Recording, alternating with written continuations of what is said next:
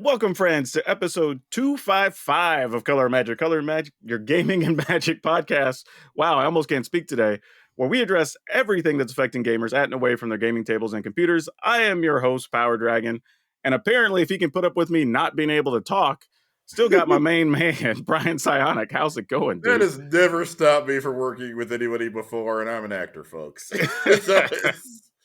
we all Yeah, we all dude. have those days where it's just Yeah, it's been a rough go for me today. Feeling a little down, but if you're watching us, you're going to see me sipping some nice tea today. So we're a little proper on this episode. But yeah, man, this has been a wild week. So we're going to have a lot of stuff to cover. There's more cEDH drama. We got a famous person death to talk about. There's some Starcity stuff, just thing after thing. So it's been a wild week. So stick around because we got a lot to talk about. But before we get all into all that, be sure to check out patreon.com/colormagic so you can support the show. You get a shout out just like Kevin Myers, who's been a supporter, I believe, since 2020. So thank you, dude. But yeah, let's get into our lead story here, man, because this is like a continuation from last week. This is the story that just keeps on giving, is the only way I can say this. So to get y'all caught up, topdeck.gg, which is a site that does a bunch of commander stuff, and they run a bunch of competitive commander tournaments, to be specific. They decided they were going to start a committee to oversee competitive commander, which, all right, cool. Well, when they put those up, there was a bunch of, we'll call it contention, right? Some people didn't feel too good about some of those people in those positions. Were curious why certain people weren't selected, and then the community went on a deep dive.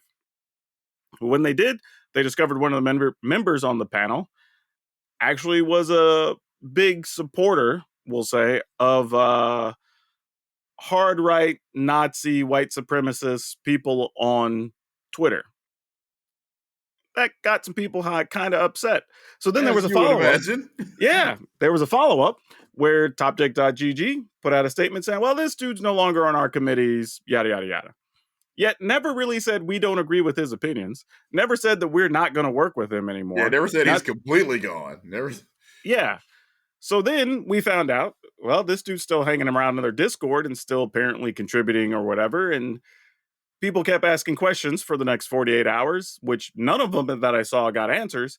But then when I decided to follow up about a day or a day and a half ago, I couldn't find anything.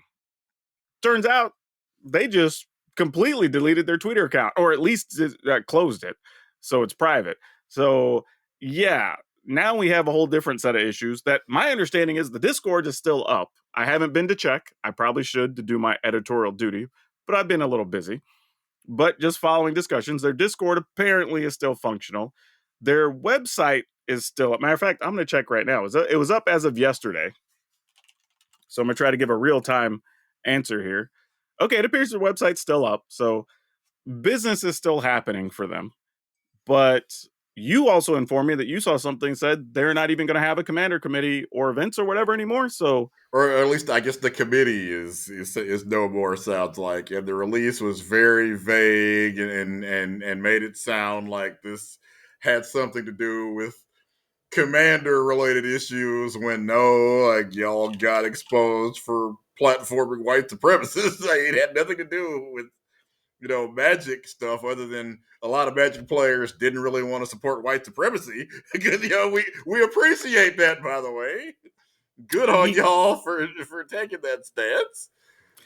Yeah, and I also want to clarify some things for people because, and I don't think I'm speaking out of turn for the rest of the group here, but I am on the Commander Advisory Group, and people ask me, like, what do I think about this? How do we feel about there being other committees? I can tell you, our conversation about that lasted about a minute. Like, we literally were like, yeah, if they want to do it, let them take a shot at it. Like, because I don't think people understand the animosity, whether they agree or disagree, whether you're doing something positive or not, or whatever that comes with being in one of those positions. And we don't have a vested interest, at least financially, in the goings on in Commander as a format. And I think that was always going to be one of the flaws with the Top Deck situation. Is it's tied to their events, it's tied to their website. Like, that was always going to be some point overhanging there that I think they were always going to have to deal with, whether they were doing a good job or not, because they very well potentially could have. They're not going to be doing anything now, but had they turned out to do a good job, they still would have had people coming after them and saying, "Oh, we only made this decision to unban this, so this would help your sponsors or blah blah or whatever." Right? There was always going to be that thing.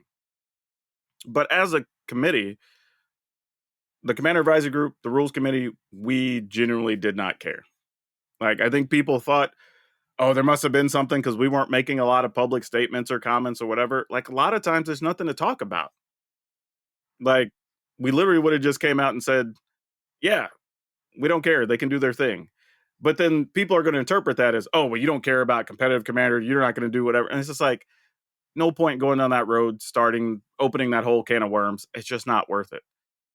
But then we also were going to just sit back and sip our tea, literally, and just watch it go down. Now, none of us would have predicted what was behind door number 3 No. and like Nazi sympathizer. Like, Yeah, nobody saw of all the things that you thought might go wrong. And between the two of us, we've probably got 40 some odd years of either, in the business or covering the gaming business.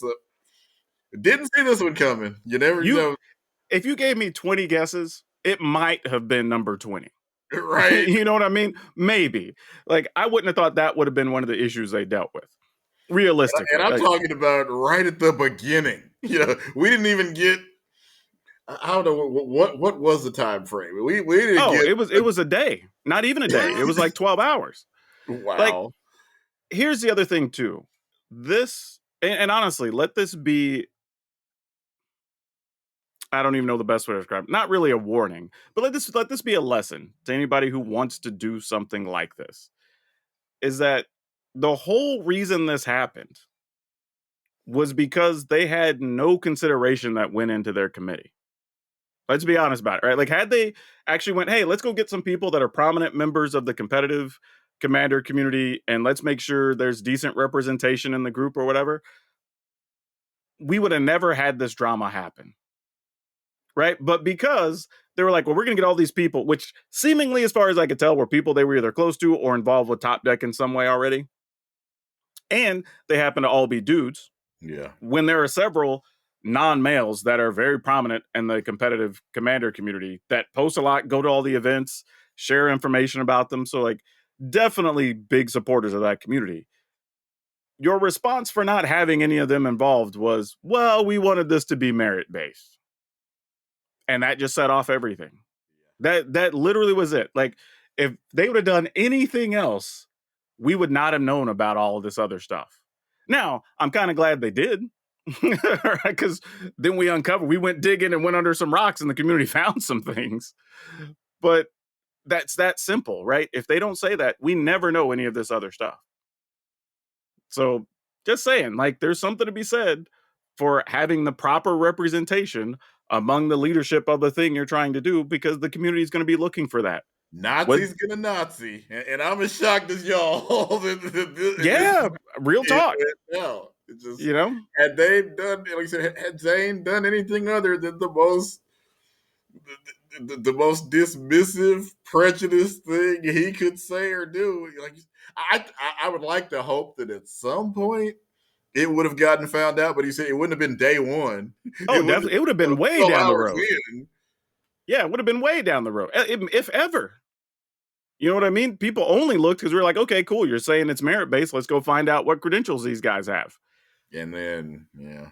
Yeah, And if you'd have for just went, if you hey, didn't know, Zane was apparently following all the usual white supremacist, extremely far right, the Nick Fuenteses, and just all the people that.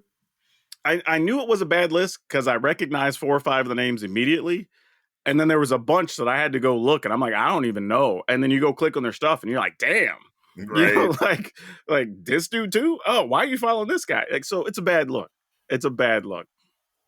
But yeah, Somebody did, I forget who it was, but somebody had a story talking about how, like, it's one thing if you got, like, for example, I think he said John Cena and Soledad O'Brien follow a couple of white supremacists because they have a celebrity account run by somebody else and they just automatically follow people. So yeah, clearly they didn't know. But yeah, if you let's say you follow 1,000 people and 300 are Nazis, then okay, yeah, it's become pretty obvious that this is something. These are things that you choose to believe in.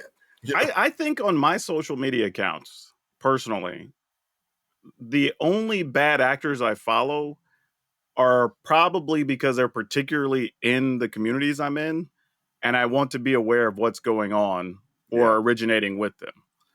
Outside of that, I've pretty much blocked a lot of those people. So yeah, there's some days like some drama pops up. I don't even know where it came from because right. like I didn't see the initial stuff. So I have to like backtrack and like find out where these stories come from. So yeah, I've cultivated my social media experience for real. You know, Yeah, it's for informational purposes and for my personal entertainment. I'm not looking to just be right, trolled or see a bunch of negativity every day. It's like I got enough of that walking around. I don't need that. Like I don't need that in my life. right. But yeah, this was a crazy thing. I think this is probably the end of this drama as much as we're going to get. The only thing will just be going forward, how do people treat top decks events? Because there's already discussion on are certain events still going to happen? Do people still want to go to certain events? Yeah, you So, got to figure this cost them, let's say, at least half of their support, just conservatively. All of these events coming, and how many events? Obviously, if you're something like Gen Con, yeah, 50% of the people could not decide to not show up, and you still make a bunch of money. But I don't mhm. know if I know that they're Yeah, if you most have a people couple can't. of hundred, and let's say even 50 don't show up, like that's 25%. For You know? example, like during the pandemic, I think we all know how big South by Southwest is, and literally from not having it for 1 year because of the pandemic, they were trying to figure out if they'd be able to afford to do it next year because, of course, they never budgeted. Oh, we just might not have it 1 year because that's nothing like that's ever happened before. I think the problem they ran into as well is just as an example, I don't think it's bad to call her out, but like Lewis Stardust is a big supporter of the competitive commander community. Shows up on a bunch of different YouTube channels, has her own stuff, like a podcast, has a good sized following. But you've now minimized her to say, like, oh, well, she doesn't have the merits to be considered. You know what I mean? It's just like, Yeah, okay, well, everybody that follows her is going to see how you speak about her, even though she's one of the biggest, at least one of the most visible supporters of that whole community and push for competitive commander. So it's like, that's going to cost you people. If nothing else, if somebody else decides to start running stuff, her community is going to follow her to that new thing. right. Because now they're going like, well, hey, at least these people care about the person I care about who got me into the format and everything else. So they might have done themselves much worse future harm if somebody else can get something going off the ground. So yeah, that's probably all there is to follow up on that. But and I want to say too, I'm sure there's people who be like, oh, politics and my stuff. Like this is a case where the politics slid right into our space. Yeah, I mean, Right? it's Like, just we cover Magic news, and there was no bigger Magic related news than this. mm-hmm. But anyway, let's get ourselves into the soapbox. Because there's another problem. I almost feel like those dudes on TikTok that like so and so had a problem, and then they tell you a story.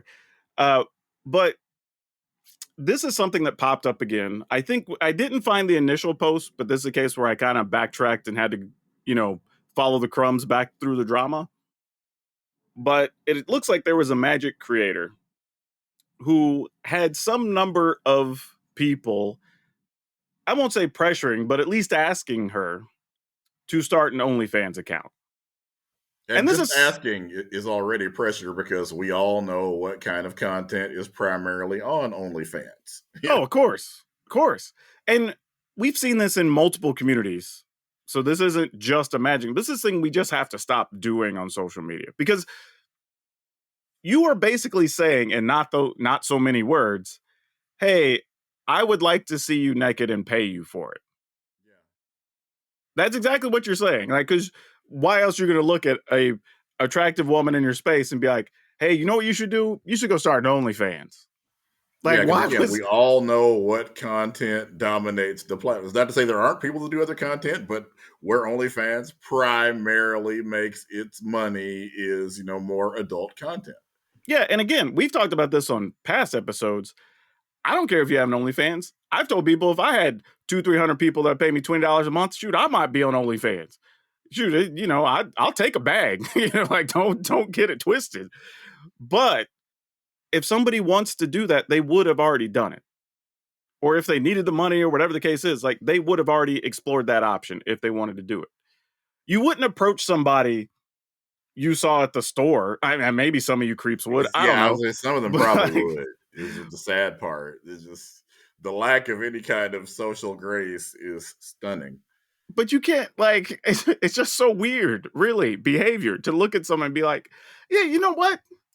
I'd like to give you $20 a month so I can look at you naked or whatever, right? Or I don't know, $10 a month. I don't know, whatever they're charging, but like some amount of money to look at you in your birthday suit. That's basically what they're saying. Like that's it's just rude, honestly. And you're also telling that person, like, yeah, everything you said and doing's cool, but I'd rather see you with no clothes on. Almost dismissing the Yeah. work and the effort they're putting into everything else. Just saying, like, but it'd be better if you were naked. Like, it's a weird thing to say. And I'm again, always amazed at the crap that dudes will walk up to women and say completely unsolicited. It just, I just, as we talk about, we talk to our friends that are creators, that are women, and the things that they go through, or heck, just women that don't create content. Just to, oh my God, dude, stop being this. I feel like it's like you almost have to know these things are inappropriate. It's just if you don't, that's a whole other situation. But this is why we so many times on here we feel like we're going through just the basic, like, hey, don't be creepy, don't don't pressure women to start. Just these things seem like basic human functions. Every week we're like, hey, don't follow women around game stores. Come on, y'all, be better than this. Christ, it's here's, embarrassing. I recently had a conversation with one of my female friends. And genuinely, we kind of went back and forth on what is the success rate for these dudes? You know what I mean? Because like nobody has ever, no woman I know has ever said like, you know what? That one time the dude sent me a picture of his junk. I was like, this is the one. Like, you know what I mean? Like never Right. once, never once. You So you never turn on any of the dating shows like, how'd you guys meet? Well, exactly. he wanted to be at a convention and started asking me a bunch of questions about, if I knew all this stuff about Star Wars, and we just fell in love. It's never. It's a weird thing, man, because a lot of these dudes, from my understanding, most of the women just block them anyway or whatever. Yeah. So you're getting immediately alienated from these communities or these people you like, or even people that you do find attractive. Nothing wrong with that. Like if they're attractive people, you find them attractive, fine, whatever. But I would think if you've had the behavior that gets you banned or blocked or whatever, I'm assuming after the at least the fifth time, like you would think this is a bad pattern of business. Sadly, it looks like you'd be wrong. Yeah, It's just the apparently sad that's part. It's just- yeah. So I don't know, but yeah, I'm with you, dude. We're mostly just saying don't be creepy, but like just stop. It's bad. It's rude. It's inconsiderate. It's a bad look, and you're not going to change somebody's mind. Like you're just not. Like just stop. But all right, dude. I'm gonna get off that and give you some time.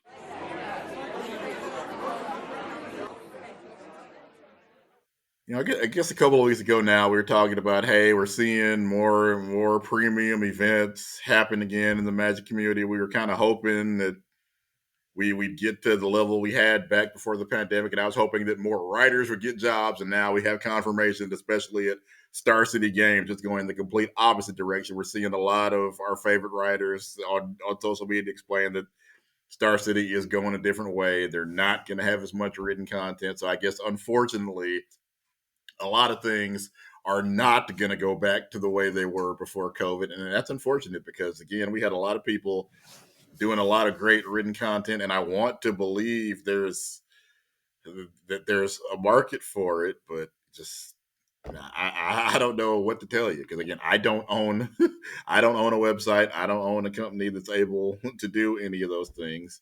Hopefully, somebody can get that figured out because I think there is a lot.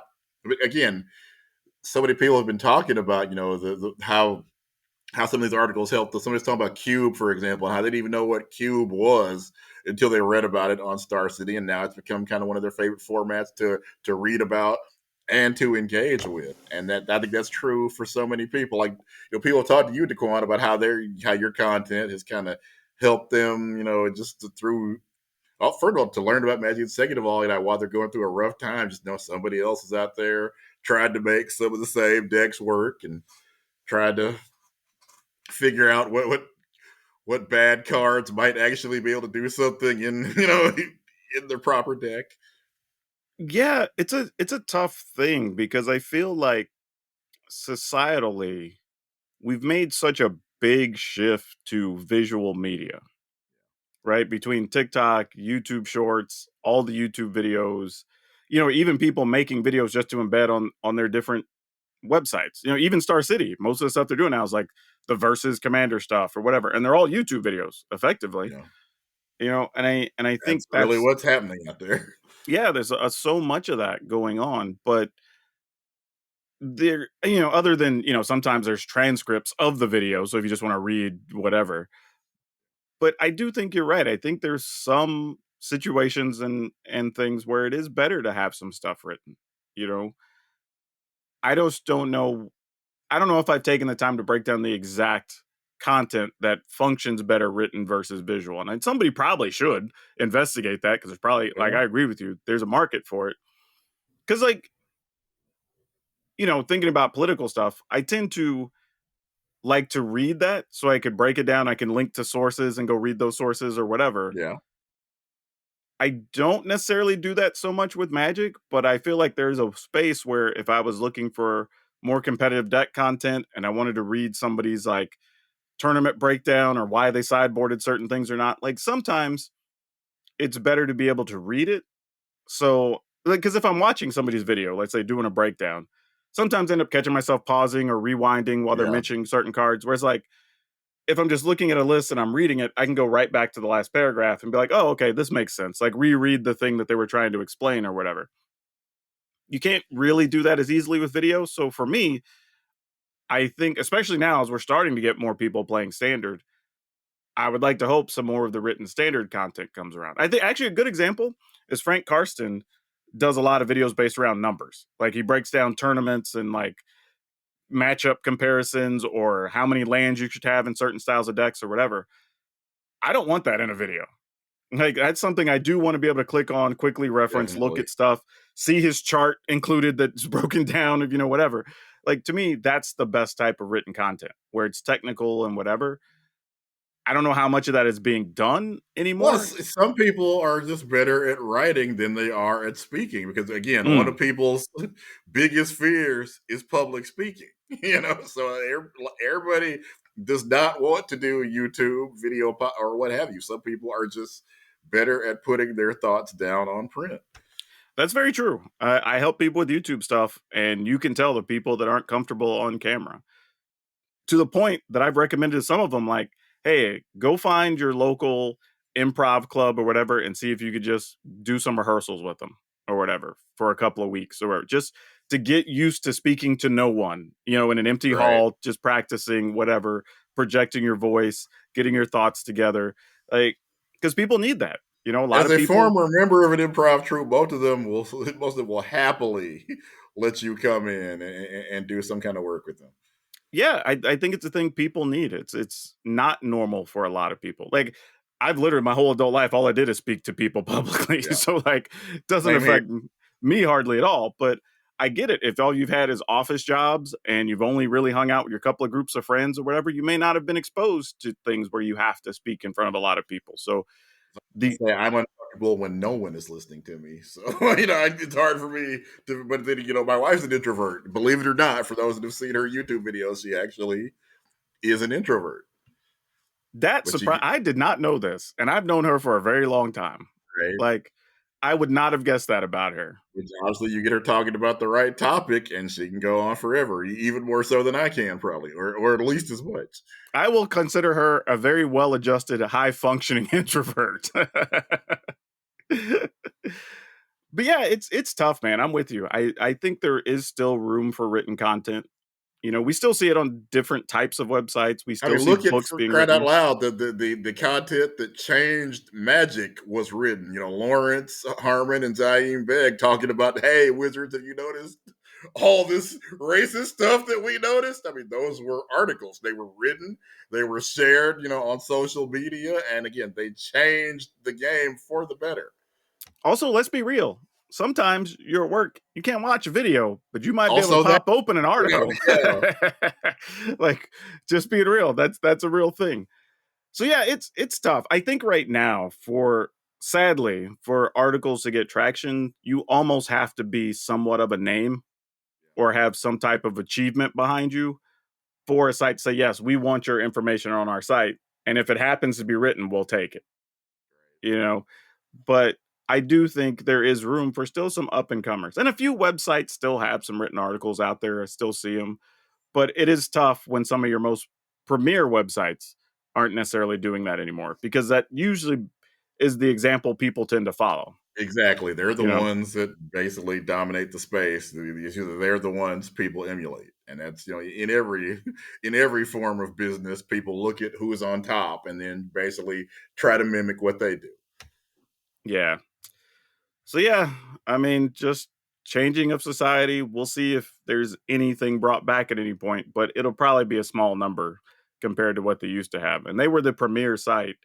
Sadly, also paid when they had their like paywall for their premium or whatever. A lot of that went to pay their writers, and that doesn't exist anymore to my knowledge. So that's tough. But let's talk about a thing.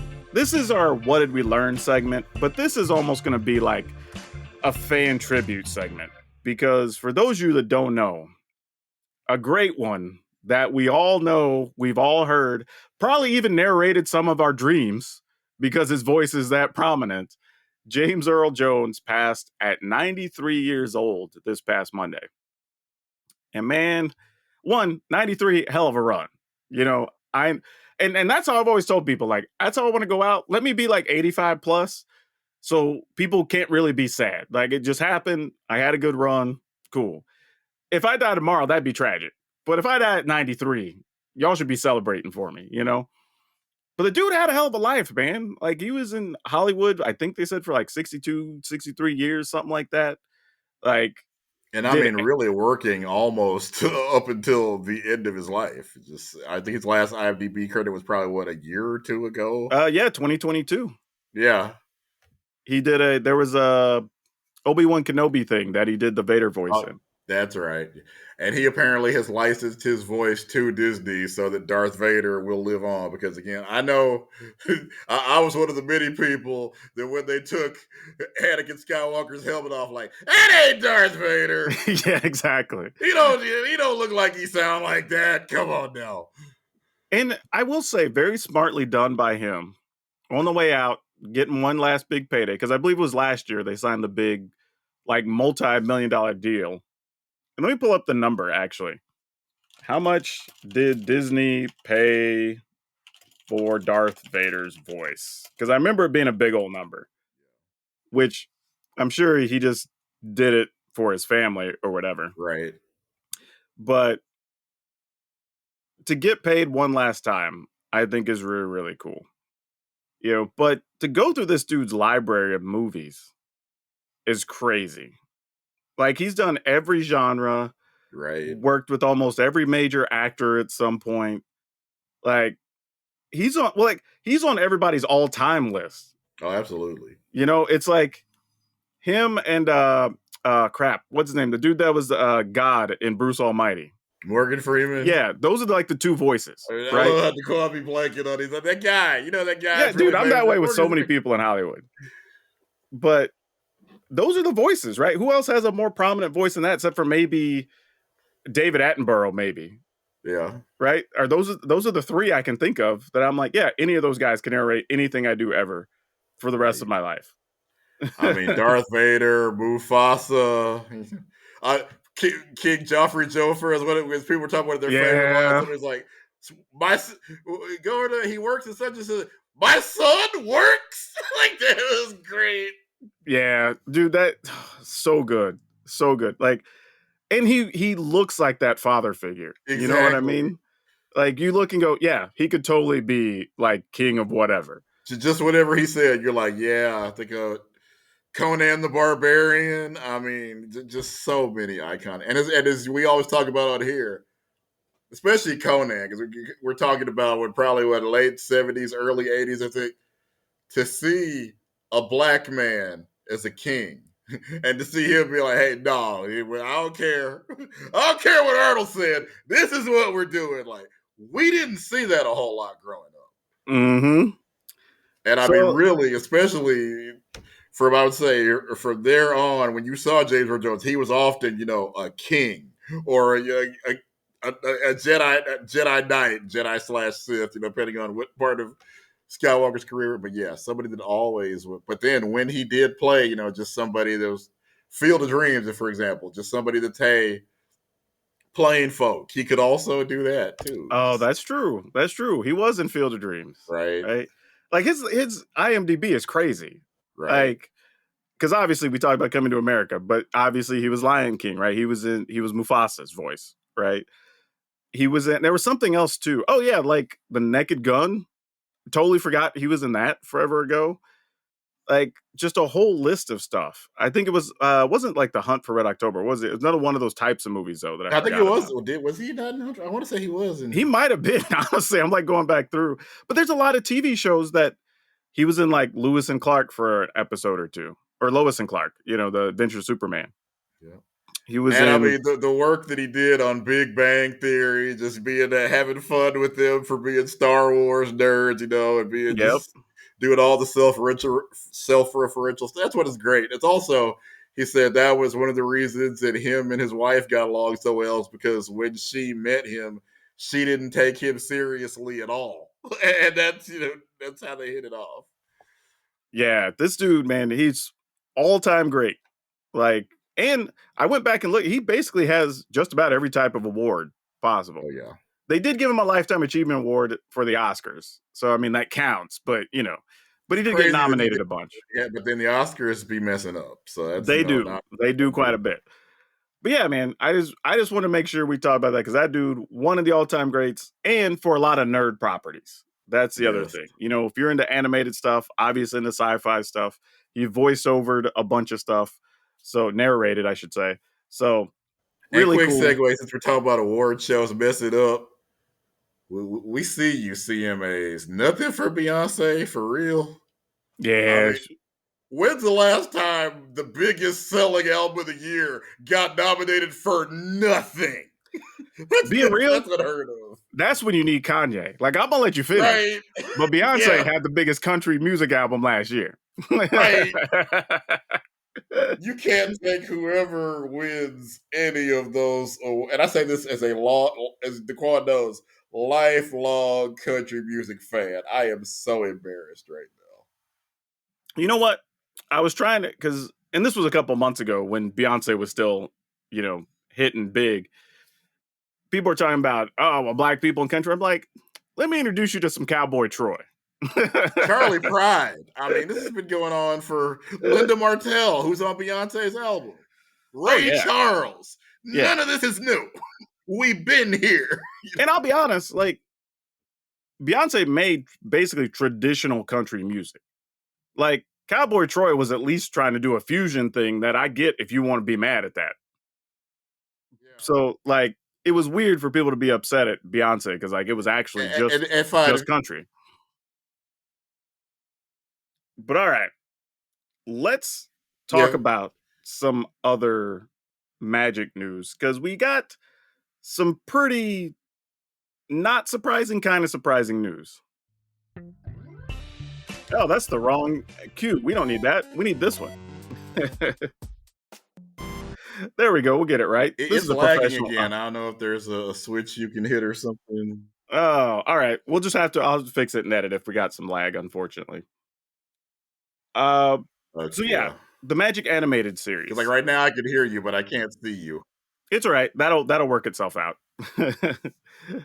Okay. So the Magic animated series, we saw, or at least heard, that it had been through some shifts. Some old projects got canned because it got new directors and actors, whatever. And then this week from Collider, they apparently had interviewed Brandon Ruth, who was the going to be the voice of Gideon, which we knew that was already way past. But then it came up because Magic was on a list of, I think, like 6 or 7 different shows that were being canceled by Netflix, which that in and of Yeah, itself, Netflix is doing a whole, like yeah, I'm with you. That's not new, right? We Netflix cancels a bunch it's of a stuff all the time. bloodbath at Netflix, especially with animated projects. Yeah, it looks like here we go. Netflix canceled a number of in development animation projects, including Bone, Wings of Fire, uh, Anti-Racist Baby. I don't even know what that was going to be. Pashmina and Jamie Hewlett directed Gorillas film. So yeah, the Gorillas film is actually like big budget backed or whatever you would think. So the fact that that's getting canceled is also kind of a surprise. Bone's one of the most famous comic books of all time, so Yeah. the fact that they're not doing that anymore. So yeah, it's a weird thing because my understanding, like I said, was that we knew all the stuff with Brandon Ruth. It was the guy who played Superman, by the way, if you don't know who we're talking about. But all that stuff with Gideon, whatever, that had all been canned forever ago. And the most recent stuff we saw had Chandra plastered on it, but we didn't have a date or anything. It just shown up on the website, and that was it. And the only thing I can think of is that, and I mentioned this before, it might have just been too difficult for them to line up a way to monetize their efforts from the animated series. Because the popular model, I'm sure, that Hasbro goes with is, hey, we put a new thing in the cartoon on My Little Ponies or Transformers or whatever, and then the next week or two, it's in Walmart for your kids to go buy it, right? And we saw what happened when Wizards tried to do that last time with Baldur's Gate and whatever, and there was going to be the video game and the movie and all that stuff was going to come out all, a three-pronged attack or whatever. But then the video game got delayed, and then COVID stopped the movie from being pushed, and then And you that already, those things never work because video games take so long to do and always get delayed, and movies take so long to do and always get delayed. You just are never able to line those things up. yeah, not for an easy, not.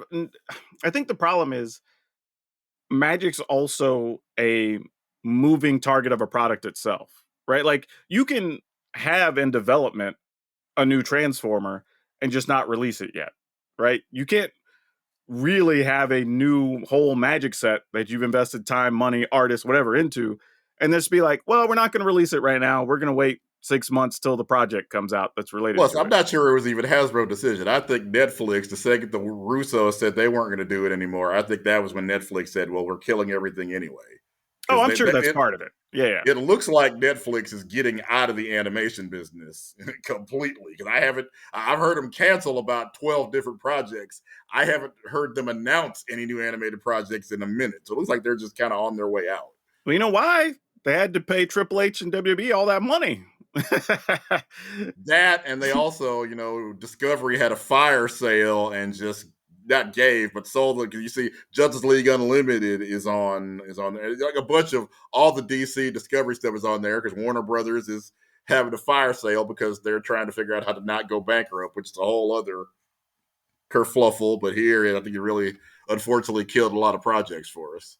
Yeah, I think because people ask like, do you think is there a way they could put the project on any other platform? Like maybe, right? I don't know. I'm obviously not privy to the contracts, Yeah, so you'd it's have to possible. start from scratch because who's going to let you? Netflix probably going to let you use all the stuff that they paid for and Exactly. make a whole That's other. part of it too. Like I don't know who has ownership of that, who paid for what percentage of it.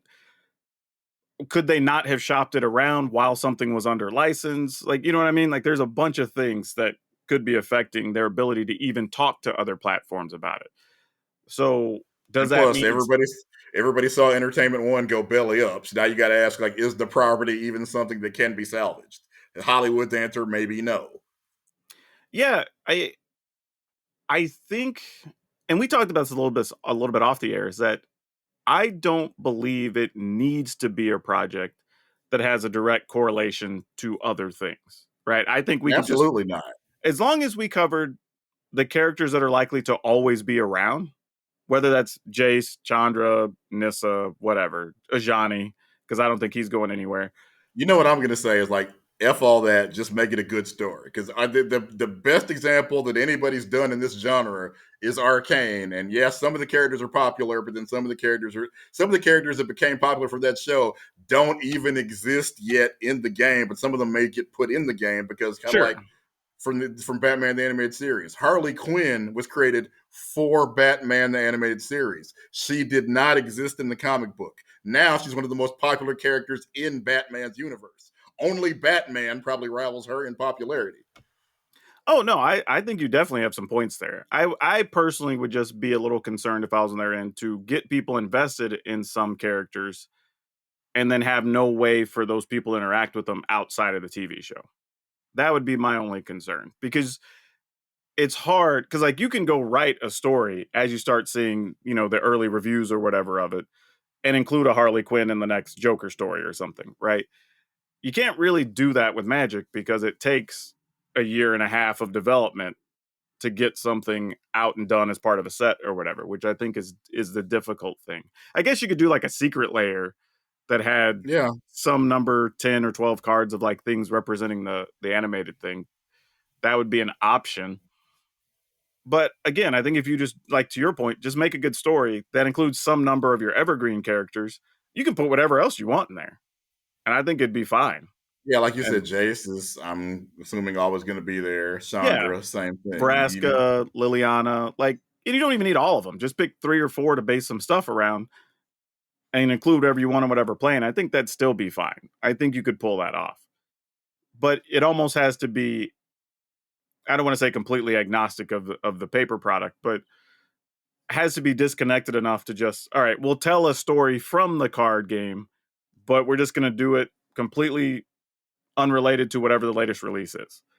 But if you like the characters there's enough cards you can go get or be part of it, whatever. I think the initial idea of we're going to base everything around Gideon, and at that point, Gideon already been dead for a year, I think, by the time we first heard about it. So by the time it released, Gideon wouldn't even have been in the card game for 3 years. Now it's almost 4 years, 5 years, right, that he's been gone.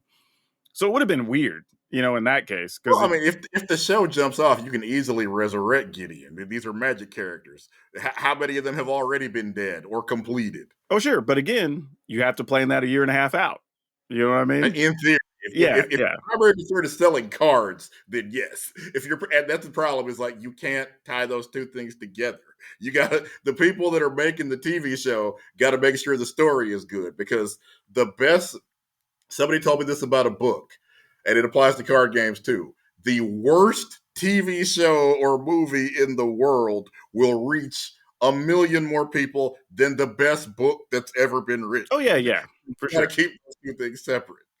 Yeah, But I TV agree. shows and movies have a much higher reach than something in a paper product setting, for But sure. you're dealing with the card company, so I'm sure they're always going to want to try to figure out how to monetize whatever project. And I think that probably is, not even probably, I feel like that's probably Oh hurting yeah, but a I lot of think the the projects.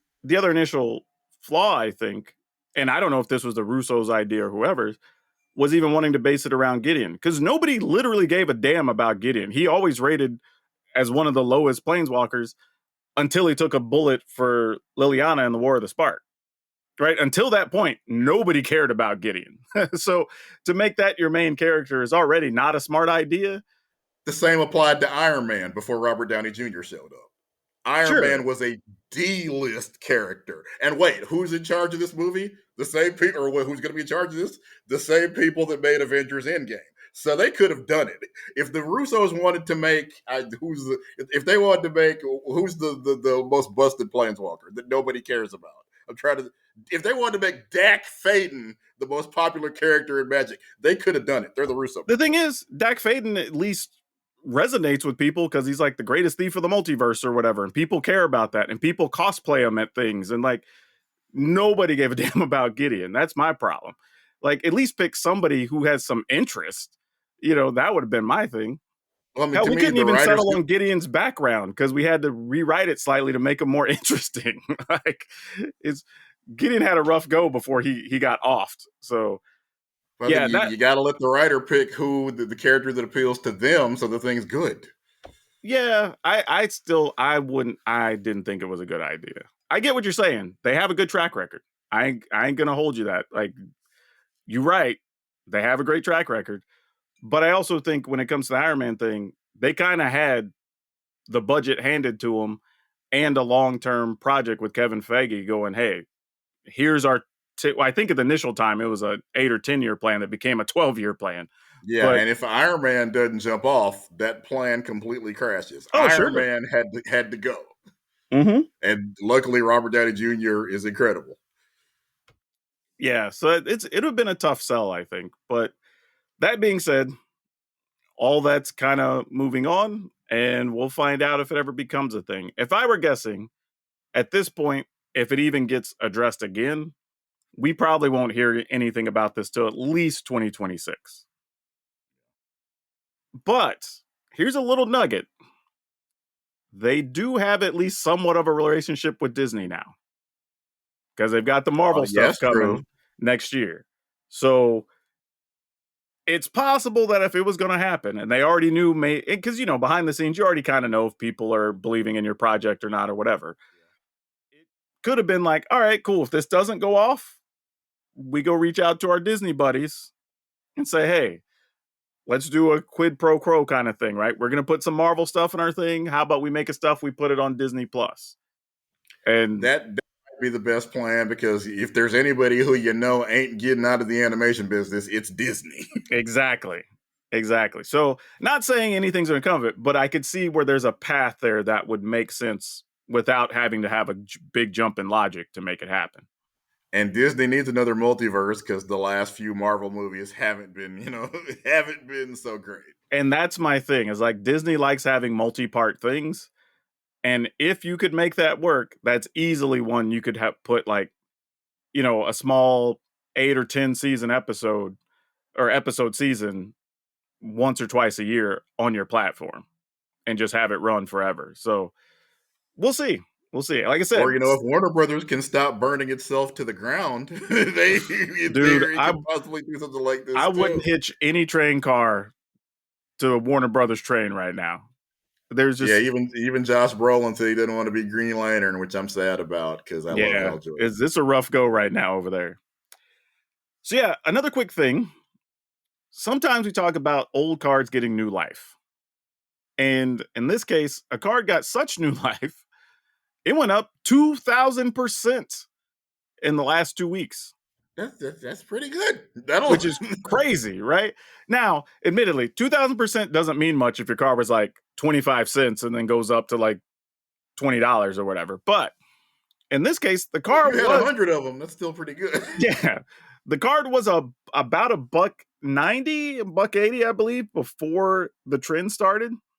And now, as of today, sits at roughly $20 as the average price. Some selling for as much as $24.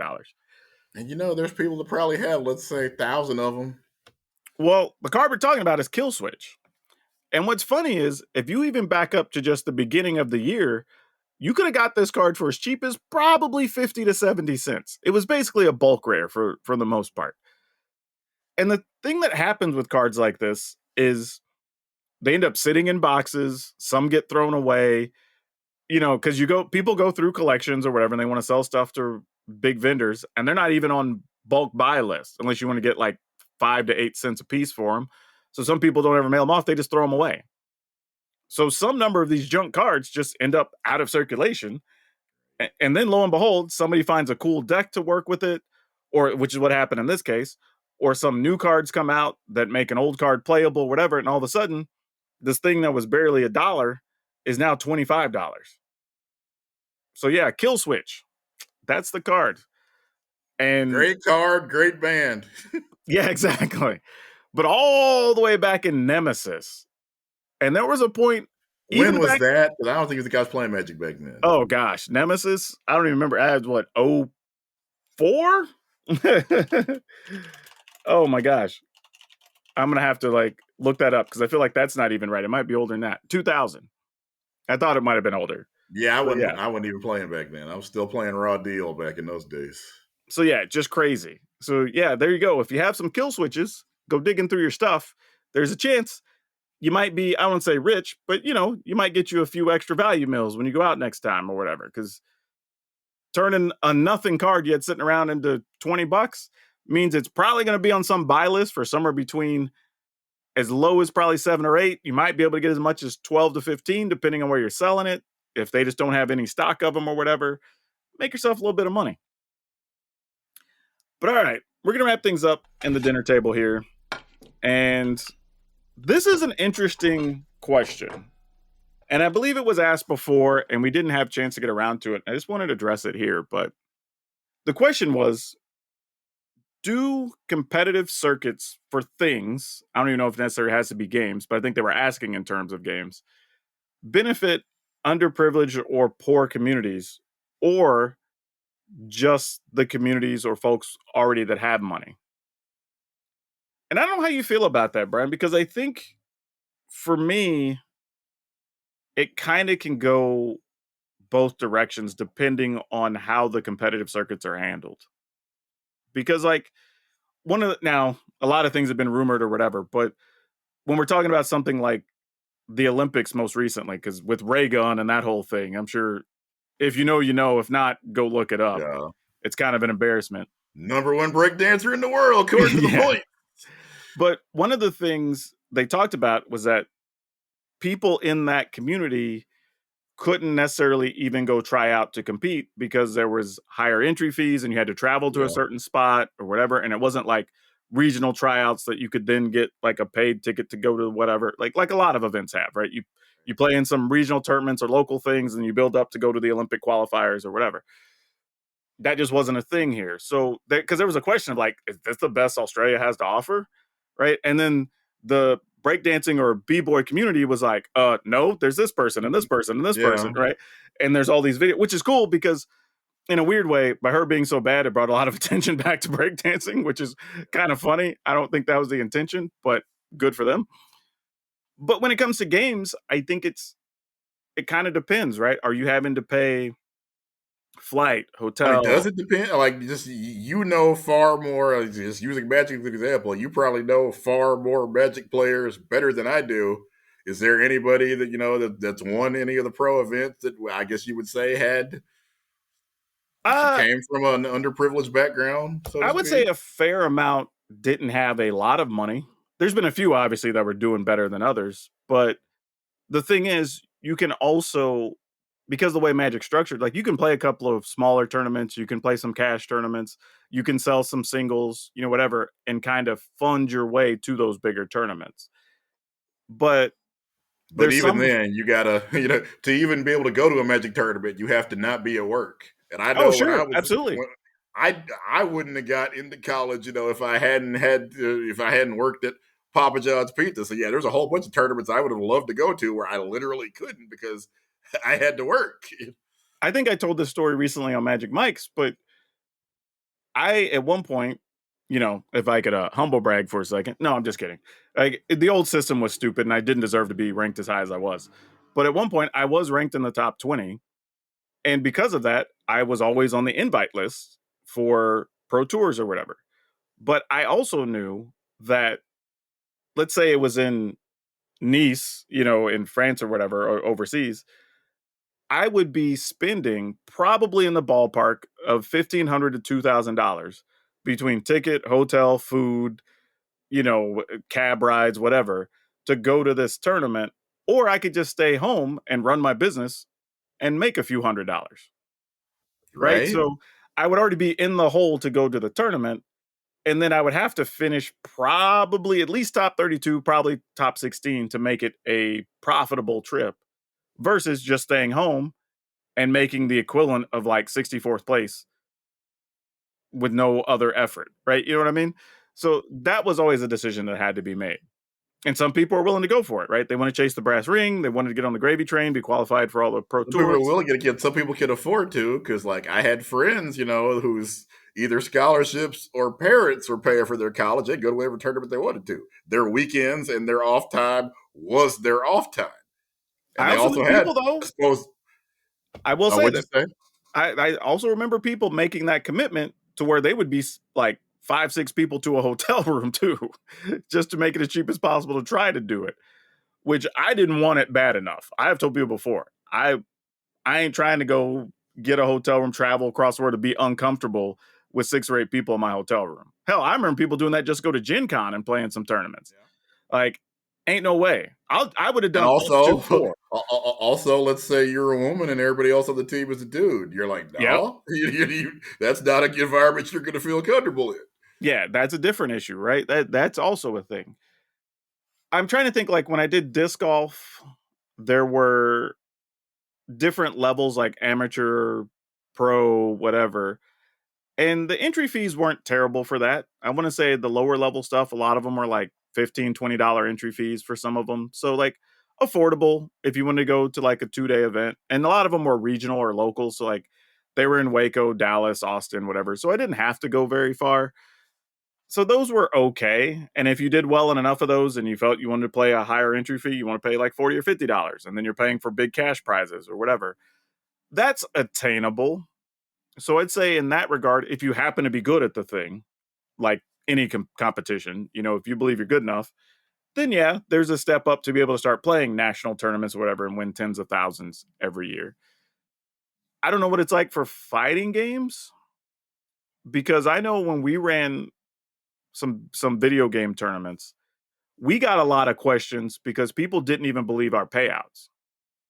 Like I didn't realize at the time, and admittedly, we're talking probably 15 years ago, like how bad the payouts for a lot of local video game tournaments were.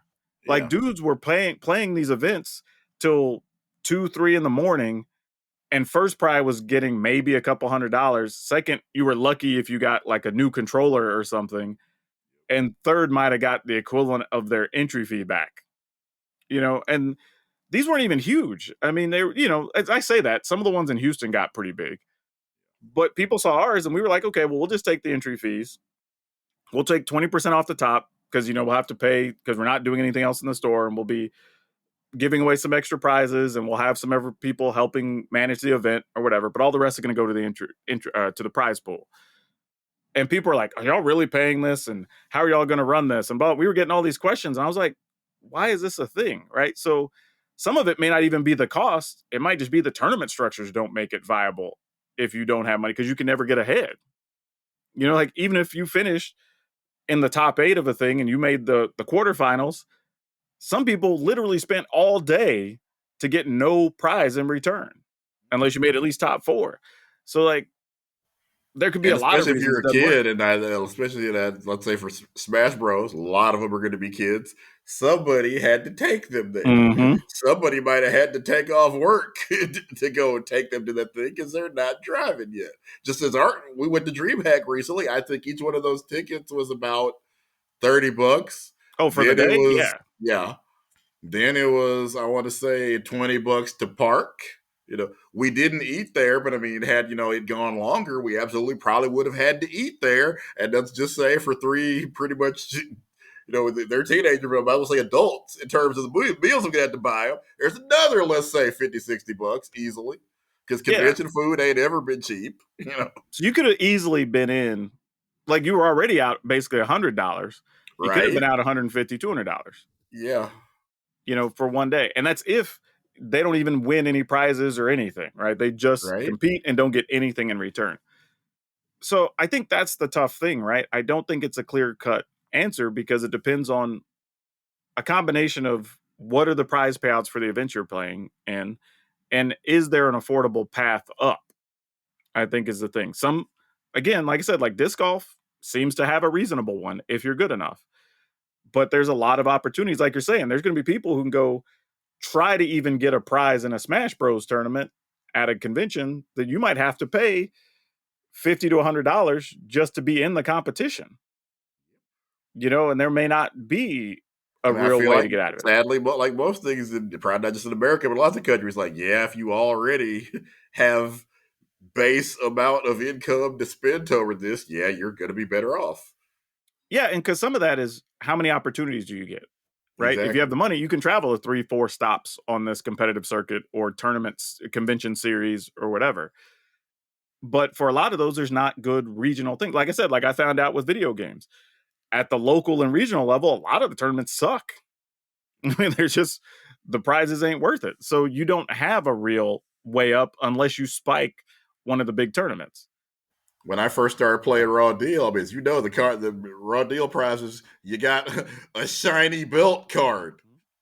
Who is still, you might have to, like, in case of your store, I had to drive, 90 minutes Mm-hmm. to your store, pay, let's say, $10 to enter the event. Literally, it's just for fun. There was no way to turn a profit up to those events. Yeah, and I think people kind of get lost in the sauce on that when they see these big prize tickets and whatever. But I think I mentioned it before. I remember when League of Legends announced, all right, we're going to do $1 million tournament series. And admittedly, this is over a decade ago. But when they announced they were going to do it for the first time, I had so many friends that were excited. And I was like, do y'all even understand? Like, they're only taking so many teams, right? So the way you break it down, it's basically the top like 100 best players at the end of the day, right? Plus first you have to have the time to play through all the levels to get up to their top tier and whatever, and then compete in all Yeah. those tournaments, and then they will figure out the teams that are qualified for their circuit for the year or whatever it was. And it's like you're talking about the top. Hell, I don't even know if it's 0.1% of all the players that play. It might be 1/1000th of a percent. I don't even know because they have millions of players. There's a reason those spots are generally taken up by teams that are part of professional esports organizations. Yeah, and if you're taking 16 teams times 5 people and an alternate, that's barely over 100 people. You know what I mean? Like, that's not a very large number. Even if you went And top 32 teams, yeah. that's still only a couple hundred people. And again, most of those people, they're playing League of Legends as their job. They ain't Yeah. got to go somewhere else and work 8, 10 hours a day. Their job is to learn to play League of Legends better. So, yeah, I think if you're good enough, if you can spike an event, then sure. But if you don't ever spike an event, you have to find a way to find the time and the money to go through all these circuits or qualifying events or whatever to get to that top level and stay there. That's the other thing. Like if you do it once, that'll get you through a couple of events, but how long are you going to stay at the top? That's why I think it's still an interesting and rare thing when we see players that have 8 and 10 year careers at the top tier Right. because it's hard, man, at any game, whatever it is, to stay at that top level. And Witchers has already told you, like, we're not trying to make this a career for you. Like, we do not expect to make a full-time living doing this. Yeah, and I think a lot of gamers figured that out. Like you can almost spike the event, get the notoriety, and then you turn it into the opportunity with like sponsors, videos, articles, Or whatever. just start streaming once Yeah, you got an exactly. Yeah, established name. you become a creator on some level, and that's how you make all the money because now you've made a name for yourself that draws eyeballs. Which, speaking of, side note, we'll end on here is, dude, did you see what's his name, the soccer player that got like 40 million subscribers on YouTube in like the first, I don't know what it was, like 72 hours or I something? did not. Yeah, it was just crazy, and people are like, "Oh, this is unreal." It's like, yeah, but he already has like, if you take all his social following and fans or whatever, he has like 600 million followers. So like, yeah, he's gonna have an instantly big YouTube channel, even with just a couple of videos on it. So yeah, like that's how you do it though, right? You're coming in with a name already that he's achieved from doing something else, and he can turn anything into money. So sometimes it's about the notoriety. But I don't know. Why don't you everybody they can find you on the social media machine, dude? All right. I am Brian Tonic on Twitter and YouTube. You can read my writing over at GameSided for people that still like to read things. Yeah, exactly. If you still like to read things. Oh man, I believe it was Cristiano Ronaldo, by the way, which was the soccer player. Okay. Yeah, But that makes sense. but yeah, if you want to follow me everywhere at PowrDragn, PowrDragn, and boys, there are going to be a lot of stuff coming down the pipe with Duskmorn. We're already been on top of it with previews, and I'm already having to go into the tank on decks. This is going to be a crazy way to finish the year. But if you are going to be in Vegas, I'll be in Vegas. You should come see me. But as always, wherever you are watching or listening, good morning, good afternoon, good evening, and good night. Please remember to take care of yourselves and your family. Remember to be awesome. And most importantly, be awesome to each other.